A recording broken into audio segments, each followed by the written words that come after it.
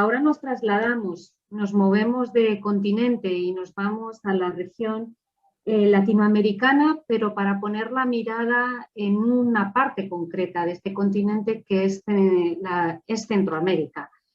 Para hablarnos de la realidad de la movilidad humana en este tramo y brazo que une América del Norte y América del Sur, está con nosotros haciendo un esfuerzo enorme porque se ha metido un madrugón bien grande desde Guatemala, José Luis González. José Luis es jesuita y de origen asturiano, aunque lleva más de media vida en Centroamérica. Él es licenciado en Medicina y Cirugía en origen, pero ha completado su formación con muchas diplomaturas en esta disciplina y también en cuanto a la teología, donde además de ser licenciado por la UCA, tiene una maestría en Teología Moral sobre Migraciones del Centro Sèvres de París. Actualmente él es el coordinador de la Red Jesuita con Migrantes en Guatemala y anteriormente trabajó con el Servicio Jesuita de Migraciones en Chiapas y en Nicaragua.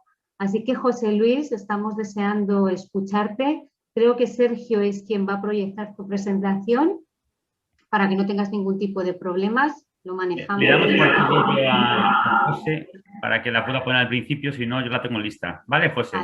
Vale. Pues los 20 minutos son tuyos, José Luis. Muchas gracias. Bueno, pues buenos días o buenas tardes ahí en España, me imagino ya. Solo que no voy a poder levantar mucho la voz, espero que se me escuche bien, porque, bueno, el madrugón sí, no hay problema, pero estoy molestando a otros compañeros aquí en la comunidad tal vez, entonces estoy aquí en una oficina un poco alejado y no hay tampoco muy buen internet. Pues gracias por la invitación. Me da mucho gusto poder compartir con todos ustedes algunas cosas, ¿verdad? No todo, porque en 20 minutos es difícil de sintetizar la migración en este corredor mesoamericano que es, dicen, según la OIM, el más fuerte a nivel mundial, ¿no? En cuanto a número de migrantes que recorren de Centroamérica, México, hacia Estados Unidos. Y en los últimos años también con una fuerte migración extracontinental que atraviesan desde Panamá. Sí se me escucha, ¿verdad? Perfecto, bueno, pues, José.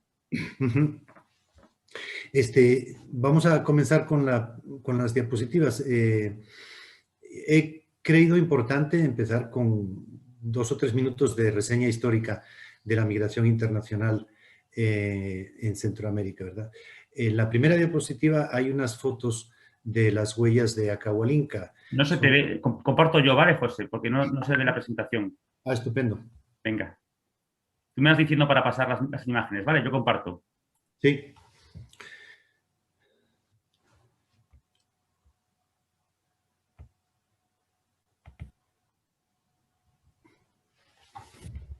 Bueno,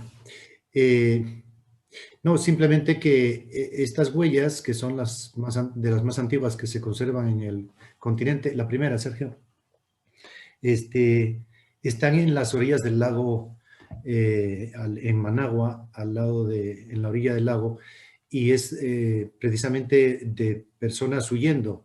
Incluso hay huellas de hombres, mujeres, niños, y están huyendo de una erupción del volcán Momotombo, que pues gracias a las cenizas que taparon esas huellas, pues se conservaron, ¿verdad? Lo cual quiere decir que la migración climática de la que nos estaba hablando ahora Fanny, pues es muy, muy antigua, ¿verdad? Pasamos a la siguiente, donde yo quería, siempre en los estudios que se hacen sobre la historia de la migración internacional en Centroamérica, ¿sí? Está el año 69. En los años 60 hubo un mercado común centroamericano, un intento, y estaba funcionando bien, pero Honduras tomó la decisión de repatriar o deportar a 300.000 salvadoreños que estaban en Honduras. Y eso hizo que El Salvador, con su pequeña aviación, unos cuantos aviones, bombardeó Honduras y fue una pequeña guerra que duró unas 100 horas.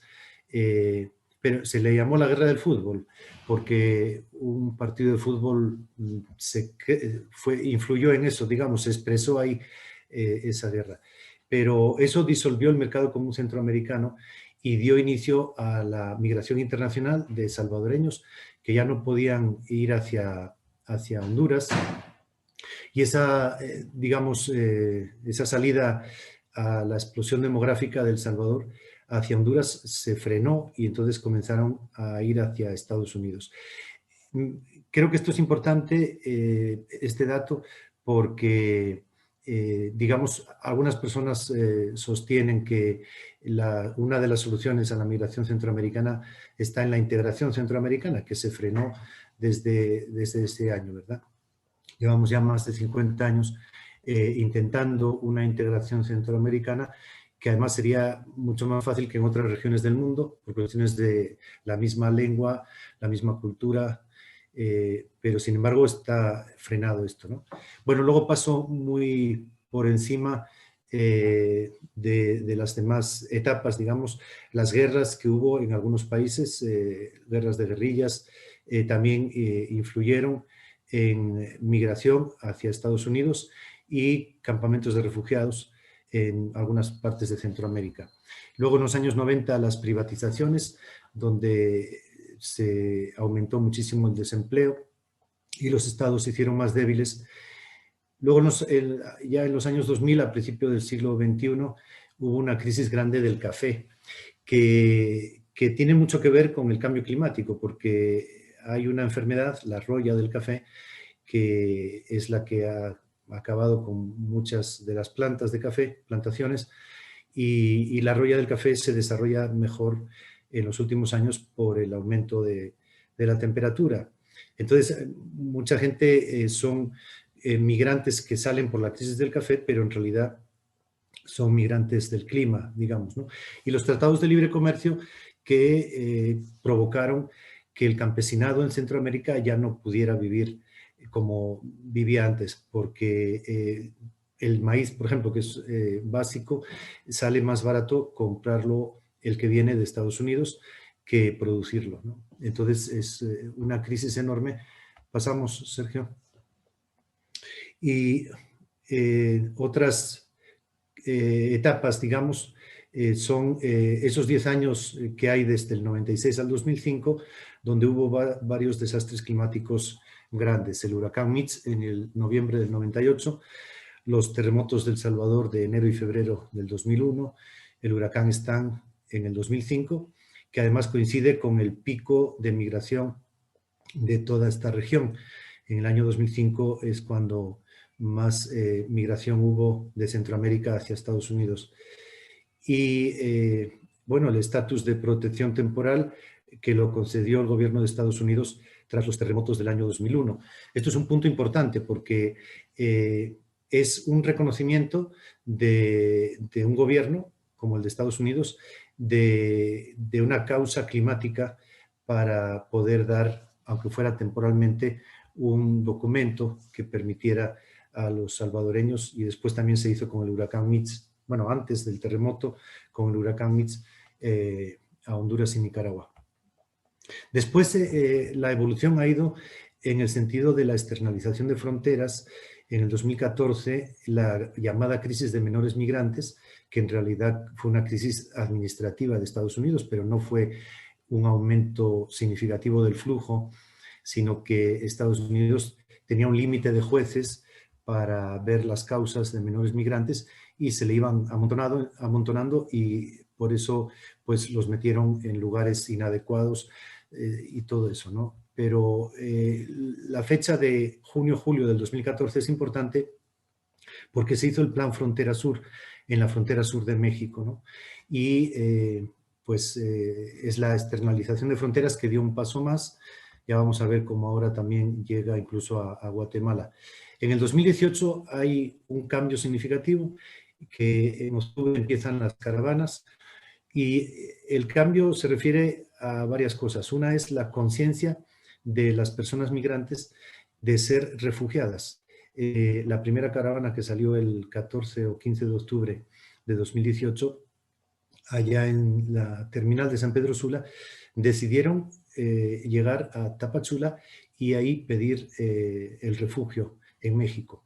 O sea, no planteaban llegar a Estados Unidos, querían ser tratados como refugiados, ¿no? Esto fue un cambio significativo. Y lo otro es la visibilización. En lugar de ir escondidos y con temor, pues ir todos juntos, hasta el punto que la caravana de enero de este año es la más numerosa, 9.000 personas, cuando estaba en Guatemala. Si hubiera pasado a México, se hubieran juntado otros miles más, ¿verdad? En junio de 2019, México cambia su política migratoria a raíz de las amenazas de Donald Trump de los aranceles a los productos mexicanos. Entonces, López Obrador crea la Guardia Nacional, y que es esa foto que ven ahí arriba, esos militares de blanco, porque son militares, aunque digan que es una cuestión como policía, pero son gente traída de la Marina y del Ejército de México, que les han puesto otro uniforme blanco diferente, pero ahí los ven enfrentándose en el río Suchiate a los migrantes como si fueran un ejército invasor, ¿no? Son fotos muy fuertes, las de las caravanas enfrentándose a los ejércitos. Y la otra foto de la derecha son los garrotes con los que Guatemala recibió a sus hermanos y hermanas de Honduras en la caravana del 15 de enero, ¿no? Hace poco más de un mes. Entonces, 2021 pongo yo ahí para finalizar este pequeño resumen histórico, que Guatemala ya es gendarme contra las caravanas, es decir, la externalización de fronteras sigue avanzando. Bueno, entonces, algunas diferencias, ¿no? En cuanto a la migración en Centroamérica, antes se podía considerar que era más voluntaria, ahora es más forzada. Antes era exclusivamente laboral, ahora, como dijo Fanny, es multicausal. Antes era más individual y ahora van familias y menores no acompañados. Y en cuanto a la diferencia entre los flujos continuos que había antes, más invisibles, y las caravanas más visibles, las diferencias es que los flujos continuos van más inseguros, son presa más fácilmente de la delincuencia, del crimen organizado, mientras que las caravanas van con mayor seguridad. Además, se hacen sujetos, ellos aparecen dando declaraciones en televisión, o sea, es un fenómeno que ayuda a crear conciencia de grupo y como sujeto político incluso a las personas migrantes, ¿no? Porque exigen sus derechos, mientras que en los flujos continuos pues no, ignoran sus derechos, ¿no? Como decía antes también, otra diferencia es que se sienten refugiados, algo que las organizaciones que trabajamos con migrantes ya nos veníamos dando cuenta ya hace años, cuando recibíamos en los albergues en Chiapas, al ver la historia que contaban, les decíamos que ellos eran refugiados, pero no sabían ellos la diferencia. Hoy sí, ya se sabe la diferencia y vienen con esa conciencia, ¿no? Y lograban más solidaridad las caravanas, las primeras. Ahora se ha hecho una campaña en contra, en cada país se echa la culpa de la delincuencia al país que está más al sur, ¿verdad? Estados Unidos, en su frontera sur, echa la culpa de la delincuencia a los mexicanos. En Chiapas, los mexicanos echan la culpa de la delincuencia a Guatemala. Y ahora hemos visto en los últimos meses cómo en Guatemala los medios de comunicación echan la culpa de la delincuencia a los mareros hondureños y salvadoreños que vienen como migrantes. Pasamos, Sergio. José Luis, ¿Sí? con muchísimo apuro te informo que quedan 5 minutos de tu intervención. Sí, ya. Solo termino. De las 3 causas principales que hay de la migración, aunque son, como decíamos, multicausales, están combinadas, decía Fanny, hay una que está creciendo, que es la violencia, ¿no? Jorge Durán, que es un experto en migraciones en la región, que está en México, él caracteriza 4 periodos en Centroamérica de la migración, ahí están. Solo quería fijarme en el perfil que da en el último periodo y que son migrantes desarraigados. Es decir, que no tienen a nadie que les espere allá y no tienen a nadie que les espere si regresan, y entonces se podrían quedar en cualquier país. Sí, pasamos, Sergio. El sistema migratorio centroamericano, para Jorge Durán, forma parte del sistema mesoamericano y las características son que hay una gran asimetría entre los países expulsores y el país receptor, que es Estados Unidos, a diferencia de Sudamérica, por ejemplo. También que la migración mexicana hacia Estados Unidos está siendo sustituida por la migración centroamericana. Desde el año 2014, México deporta más centroamericanos que Estados Unidos, ¿no? Y luego este perfil del migrante desarraigado que une la pobreza extrema con la violencia sistémica de corrupción e impunidad de nuestros países, el modelo neoliberal. Todo eso hace para Jorge Durán un perfil de migrante desarraigado que no existía antes. Seguimos, Sergio. Y esta caricatura refleja muy bien la externalización de fronteras cada vez más al sur, ¿no? Ahí la mano de Estados Unidos agarrando a López Obrador agarrando a Jan Matei para cazar migrantes hondureños que van ahí con su bandera, y abajo ven la caravana de enero, cómo fue recibida a garrotazos, ¿no? Esa frase de Alan Bersin, que fue un funcionario del Departamento de Seguridad Nacional hace unos 9 años, él dijo esta frase: la frontera de Guatemala con Chiapas es ahora nuestra frontera sur, es decir, nuestra frontera sur de Estados Unidos, ¿no? Es la frase que resume la externalización de fronteras. Y luego el cambio de política de México, ahí tienen los camiones, las trailers, que es ahora un modo cada vez más frecuente de viajar, pero tienen también en las carreteras estos escáneres que, como ven arriba, pues se ven las personas que hay.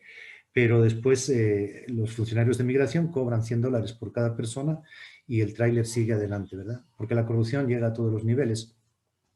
El chiste del roto, pues resume lo que hace México hacia Centroamérica. Les dice bienvenidos, pero no pasar, ¿no?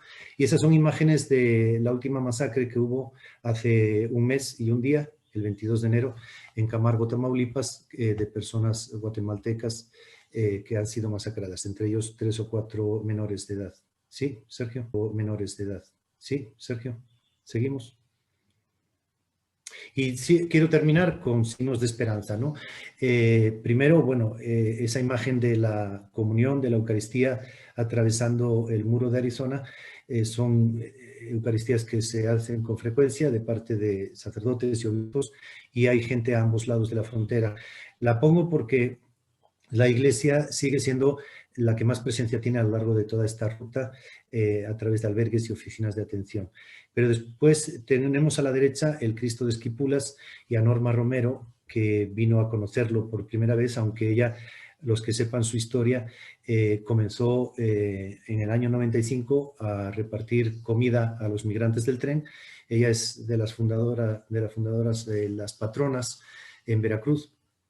Y al ver cómo bajaban ensangrentado a un migrante garífuna negro, pues ella vio ahí a Cristo que estaba descendiendo de la cruz y no sabía que había un Cristo negro ella en el santuario de Esquipulas.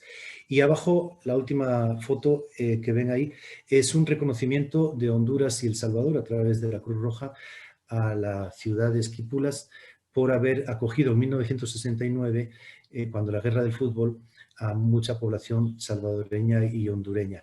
Es decir, hay un signo de esperanza en la hospitalidad que podríamos extendernos con muchos ejemplos en las fronteras de personas, familias pobres, indígenas, campesinas, que tienen una tradición grande de acoger migrantes y refugiados, y que se puede ver en YouTube, en un documental que hicimos que se llama El mismo camino andamos. Y con esto termino.